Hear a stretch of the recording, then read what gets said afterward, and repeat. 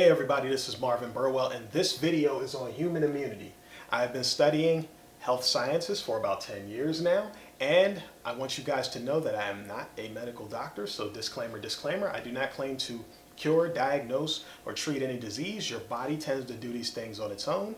So if you're under medical care, make sure you visit your doctor or conduct any necessary research about this educational information I'm going to give you. Okay, so disclaimer, let's jump right in.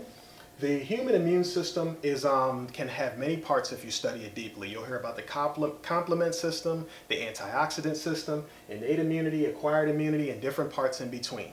But basically, innate immunity is the upfront defense system. Skin would be a part of that. So something hits your skin, it's not getting in your body to cause damage, you can wash it off, you're good to go. That's a part of innate immunity up front. But if something gets deep in and causes a bigger problem, the body needs to understand it. And then we have acquired immunity, which is a learning system. There's white blood cells in your body that will go and they will see a certain virus, right? And it will go up to it and it will look at it. And there's a protein on top of those viruses and it has to figure out the shape. And once it figures out the shape or the antibody, right, it will either create more types of itself or it will go back to the lymph nodes and have some helper cells, create more helpers to go out and fend off the actual disease. The acquired immunity usually starts with a fever. So when you feel a fever coming on, when you see that fever, for every 1 degree temperature your body goes up, the immune system's power doubles, okay? So if your body goes up 3 degrees temperature, your immune system's power has tripled, okay? So just understand that. Getting into other things that affect immunity. When a child is first born, the child must be breastfed. The mother has something called IG bodies that the mother gives to the child when the child is breastfed. So when a child receives those, remember, a newborn child does not have a fully developed immune system.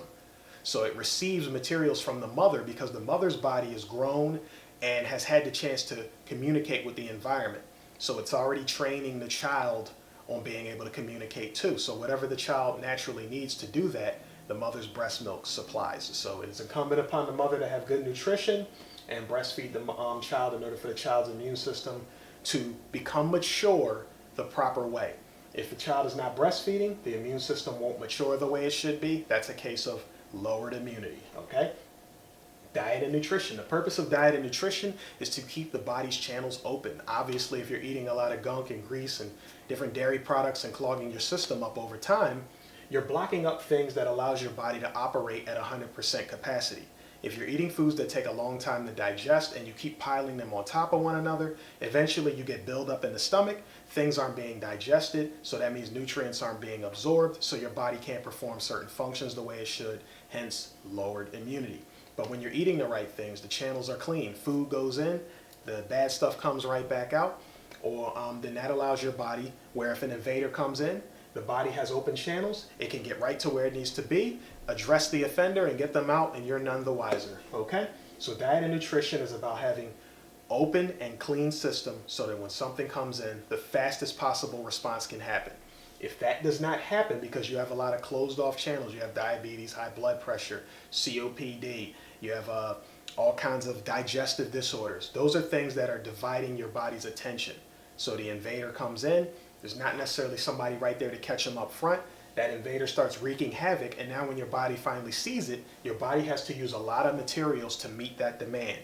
So you start to get fatigue, a fever comes on because there's a big fight going on, and they have what they call a cytokine storm, which means you have so much going on causing inflammation that could block up a certain part of the body. So in the case of right here, it would be sinusitis or inflammation of the sinuses. Down in the leading towards the lungs, you have bronchitis or inflammation of the bronchial tubes, which is when it moves past the sinuses and goes further down. And then you have pneumonia, where the inflammation is at the bottom of the lung. Now, in the case of something like COVID-19, you have this cytokine storm going on all over the lung. So you have a total breakdown of the ability to breathe or respire. That's why they call it a respiratory disease. You're having a breathing issue, okay?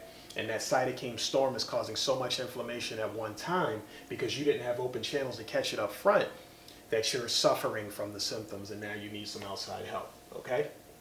Climate, there's an exchange between you and the environment. You breathe in oxygen, breathe out carbon dioxide. The plants breathe in carbon dioxide, hence carbon dioxide, or they make carbohydrates, which is a type of sugar.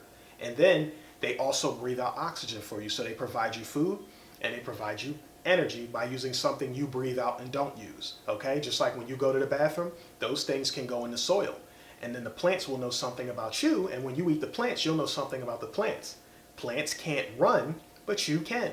So if there's something dangerous in the environment like COVID-19, someone sneezing and coughing, if it gets on the plants, plants can't run. So if the plants survive, they know something you don't. If you eat the plants, you have communication.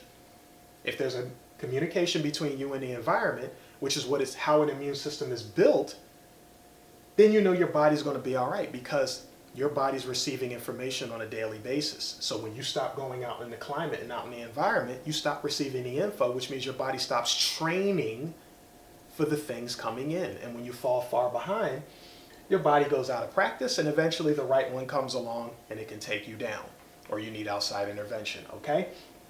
So the breastfeeding is important, the diet and nutrition to keep the channels open for fast response, the climate and the communication with the climate, like getting sun, eating the proper nutrition and diet from the plant sources and stuff, and staying away from foreign proteins or foreign nutrition products like dairy and certain, meats and things like that. These are, cooked meats. These things cause cancer. Like, you can look this information up. It's easy to find. Your body is built to operate a specific way within nature. Anything that invades the body, either too much too fast or small amounts too much over time, we tend to blame our age when really it's just something small and bad has been happening for so long it's catching up to you. All right? So there's immunity in a nutshell, guys. If you have any more questions, my information is going to be on this last panel when the video ends. I'm Marvin Burwell, and you can find me on YouTube, on Facebook, and on Instagram under Marvin Health and Arts. So until next time, drop me a message if you need to. I will catch you later.